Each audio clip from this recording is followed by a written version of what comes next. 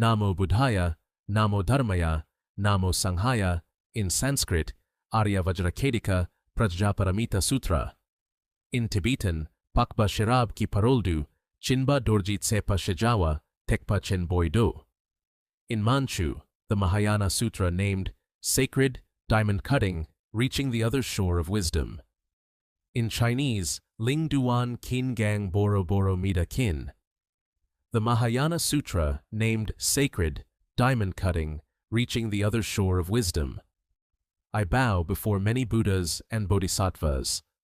Thus I have heard.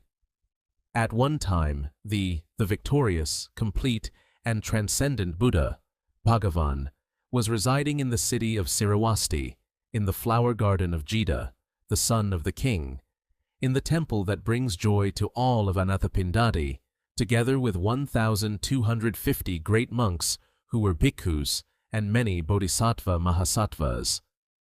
At that time, the victorious, complete, and transcendent Buddha, dressed in his robe and monastic robe, and holding his alms bowl in his hand, went to the great city of Siravasti to beg for alms. After that, the victorious, complete, and transcendent Buddha visited houses in the great city of Siravasti to beg for alms and returned to his original place. After eating a vegetarian meal, he placed down his alms bowl, robe, and monastic robe in accordance with the ritual of ceasing vegetarian eating. After washing his feet, he sat on a cushion that had been spread out beforehand in the lotus position, that is, with his left foot on his right thigh and his right foot on his left thigh. He straightened his body, did not let his thoughts wander, and remained quietly in samadhi. At that time, many bhikkhus looked up toward where the victorious, complete, and transcendent Buddha was seated, showed reverence by touching their heads to his feet, circled him 3 times, and then sat together to one side. At that time, Elder Subhuti, who practices faith, was also sitting among them. From then on, Elder Subhuti rose from where he was sitting, draped his robe over his left shoulder, bent his right leg, and knelt. With his hands clasped in reverence toward the victorious, complete, and transcendent Buddha, he asked the victorious, complete, and transcendent Buddha, "Ah, O the victorious, complete, and transcendent Buddha, the Buddha who has come in that way, who has conquered the enemy of afflictions, and who has truly enlightened, Tathagata Arhat Samyak Sambuddha, has produced countless benefits of a greatly beneficial kind for the Bodhisattva Mahasattvas. The Buddha who has come in that way, who has conquered the enemy of afflictions, and who has truly enlightened, has awakened and taught the Bodhisattva Mahasattvas countless times through excellent teachings and instruction.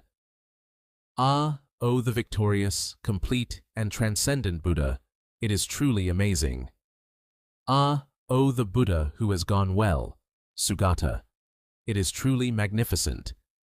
Ah, O the victorious, complete, and transcendent Buddha, how should one who has sincerely entered the Bodhisattva vehicle abide, how should one achieve, and how should one regulate, control, and stabilize the mind? Because he asked, the victorious, complete, and transcendent Buddha said to Elder Subhuti as follows, "Ah, Subhuti, good, good. Ah, Subhuti, that is so, that is so. The Buddha who has come in that way has created a benefit of a kind that is greatly beneficial to the Bodhisattva Mahasattvas. The Buddha who has come in that way has awakened and taught the Bodhisattva Mahasattvas with excellent teachings and instruction. Ah, Subhuti, therefore listen carefully and take it to heart. I will tell you how one who has entered the Bodhisattva vehicle with all sincerity should abide, how to achieve, and how to regulate, control, and stabilize the mind." Then Elder Subhuti replied, "Ah, O the victorious, complete, and transcendent Buddha, I will do so." And because he said, "I wish to hear the words of the victorious, complete, and transcendent Buddha," the victorious, complete, and transcendent Buddha said to Elder Subhuti thus, "Ah, Subhuti, Here in the Bodhisattva vehicle, one who has entered with the utmost sincerity must think thus: even if I were to lead all the many kinds of existing living things, that is, those born from eggs, those born from wombs, those born from moisture, those born through transformation, those with form, those without form, those with thoughts, those without thoughts, and those that are neither with thoughts nor without thoughts, and all sentient beings named as living things. To the path free from suffering, there is nothing which has been free from suffering. Even if one endlessly leads sentient beings to nirvana and frees them from suffering, it is told as a single living being that has been free from suffering, and thus obtains nothing at all. Why is this so, Subhuti? If a bodhisattva thinks of them as living things, he cannot be called a bodhisattva.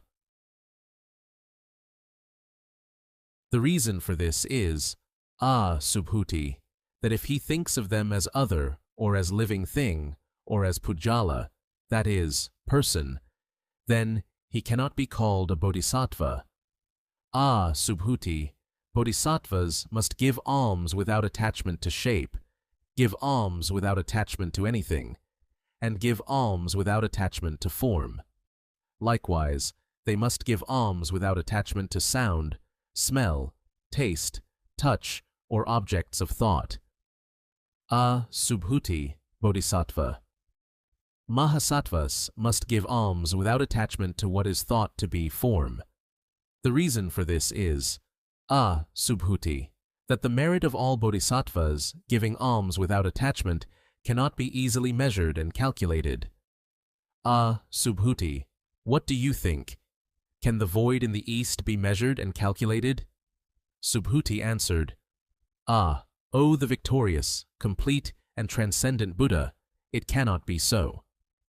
The victorious, complete, and transcendent Buddha said, Subhuti, likewise, can the void in the south, west, north, the 4 intermediate directions, and up and down, these 10 directions, be measured and calculated? Subhuti answered, O the victorious, complete, and transcendent Buddha, it cannot be so. The victorious, complete, and transcendent Buddha said, Subhuti, the merit of a bodhisattva who gives alms without attachment to anything is likewise immeasurable and cannot be calculated. Subhuti, what do you think? In the perfectly complete and excellent physical characteristics, laksana, can one see the Buddha who has come in that way? Subhuti replied, O Buddha who is victorious, complete, and transcendent, that is not possible. One cannot the Buddha who has come in that way in the perfectly complete and excellent physical characteristics. The reason for this is that to say that the Buddha who has come in that way has the perfectly complete and excellent physical characteristics is to say that he does not have the perfectly complete and excellent physical characteristics. Then the Buddha who is victorious, complete, and transcendent said to Elder Subhuti, Subhuti, all perfectly complete and excellent physical characteristics are actually only superficially plausible and false, and all that is not perfectly complete and excellent physical characteristics is, in fact, not merely superficially plausible and false. Likewise, one must view the Buddha who has come in that way in terms of the fact that perfectly complete and excellent physical characteristics are not perfectly complete and excellent physical characteristics. Then, Elder Subhuti said to the Buddha, who is victorious, complete, and transcendent, Buddha who is victorious, complete, and transcendent, in the future, after the 500 years yet to come have ended, when the noble Dharma is destroyed and in decline, if someone hears the words of the scriptures preached in this way, will there be a sincere mind that truly believes with all one's heart, or not?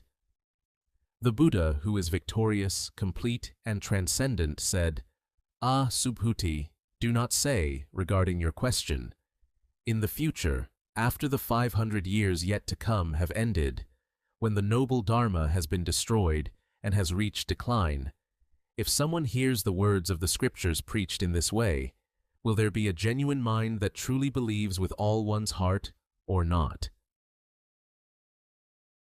Subhuti, in the future after the 500 years yet to come have ended, when the noble Dharma has been destroyed and has reached decline, a Bodhisattva Mahasattva will be born who observes the precepts well, possesses virtue and is perfect in wisdom. Subhuti, that Bodhisattva Mahasattva has not merely honored and offered offerings to one Buddha, nor has he merely accumulated roots of merit for one Buddha.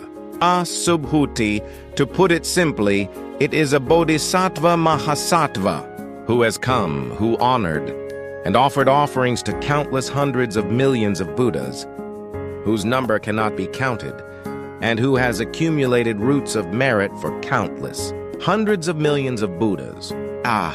Subhuti, if there is anyone who hears the words of the scriptures, preached in this way, and believes with a sincere mind even just once, with all his heart, then the Buddha, who has come in that way, will perceive clearly and know him in detail.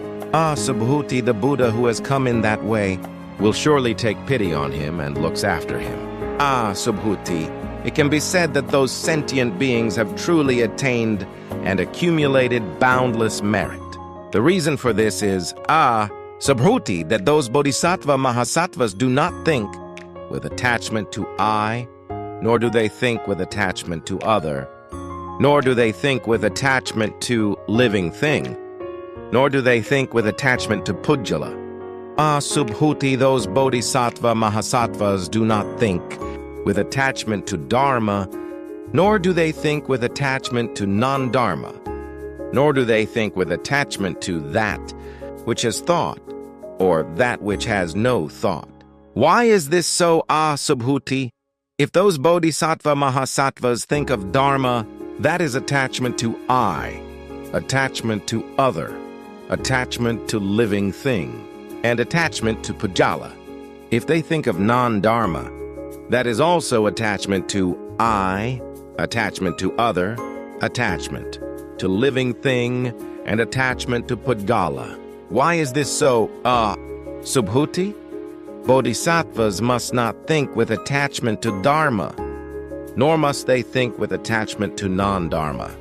Therefore, considering this correct, the Buddha who has come in that way always said, "He who realizes and knows that this Dharma, I have said, is like a raft, abandons even the Dharma moreover. What more needs to be said about things that are not the Dharma?" The victorious, complete, and transcendent Buddha said, again to Elder Subhuti, Subhuti, what do you think?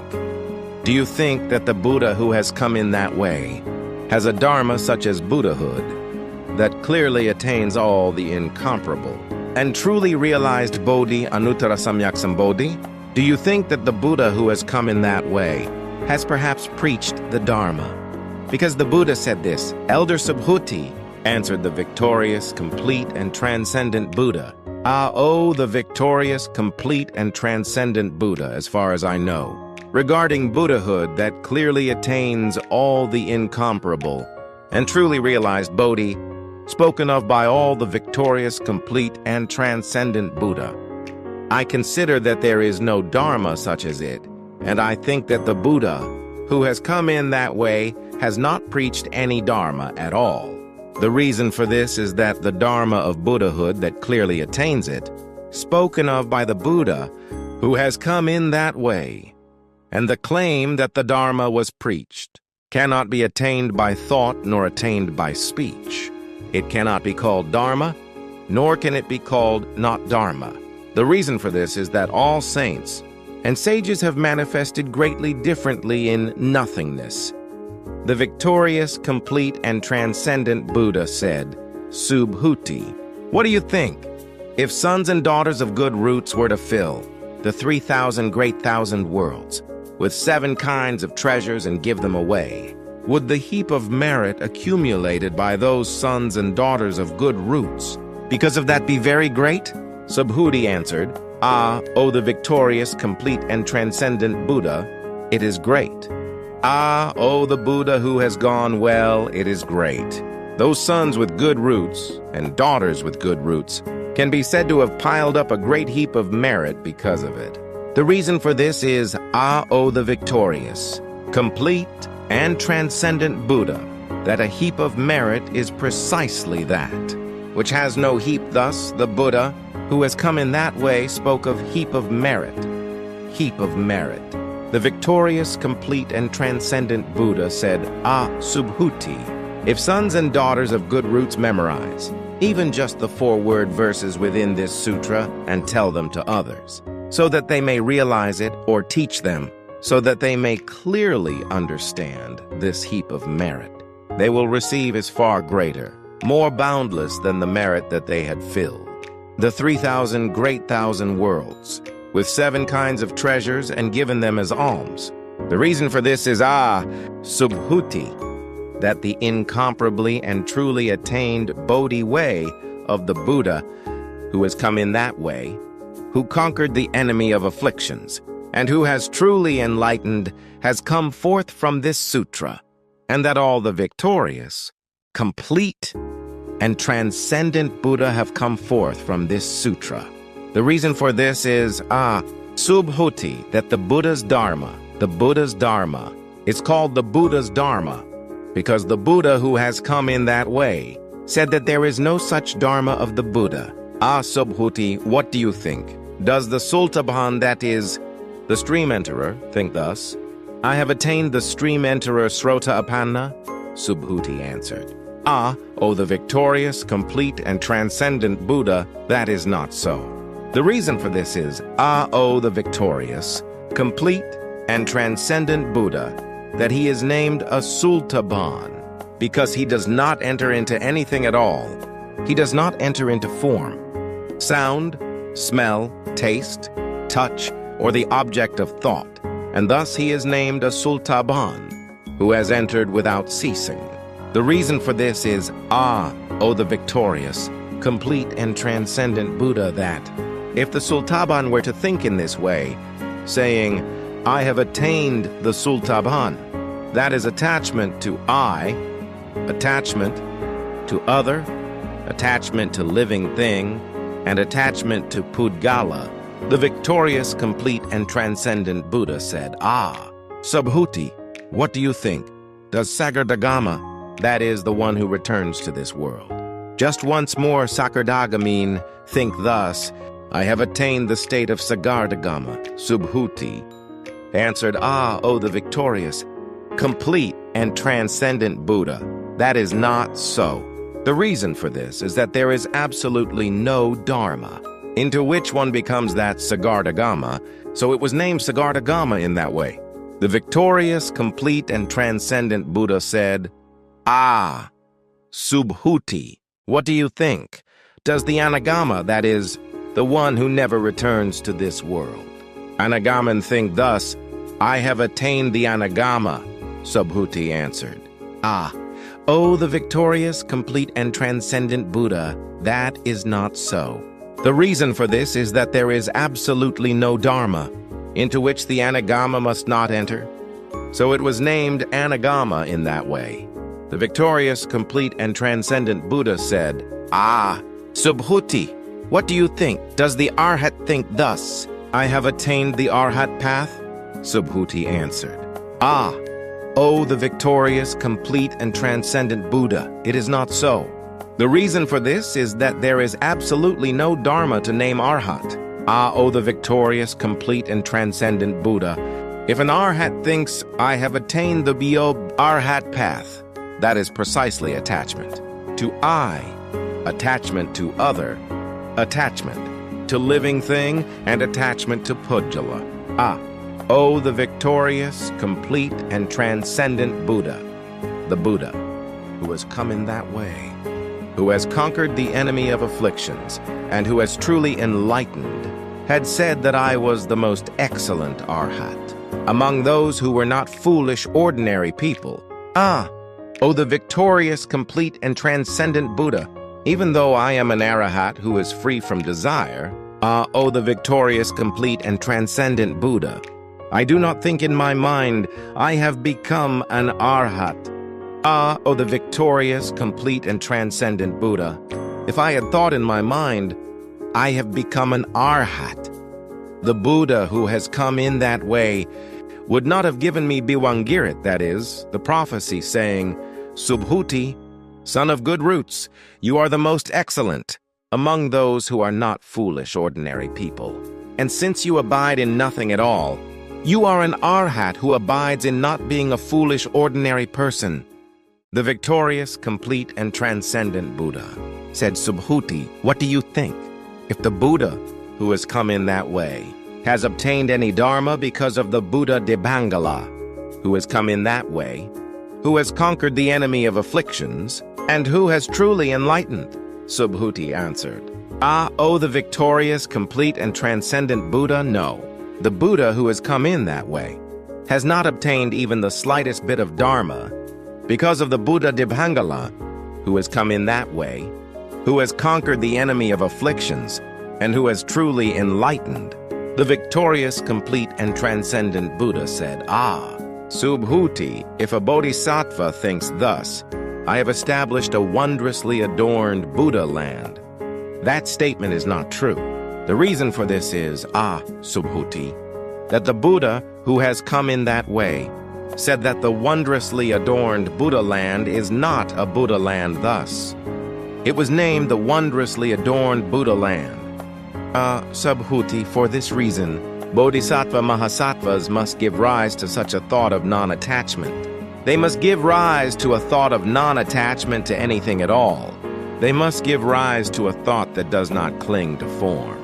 They must give rise to a thought that does not cling to sound, smell, taste, touch, or objects of thought. Subhuti, you must understand it in this way. For example, when a person's body becomes like Mount Sumeru, Subhuti, what do you think? Would you call that body big? Subhuti answered, O the victorious, complete, and transcendent Buddha, that body is big. O the Buddha who has gone well, Sugata, that body is big. The reason for this is that the Buddha who has come in that way said that it is not a body when viewed from the source, and thus it was named a big body.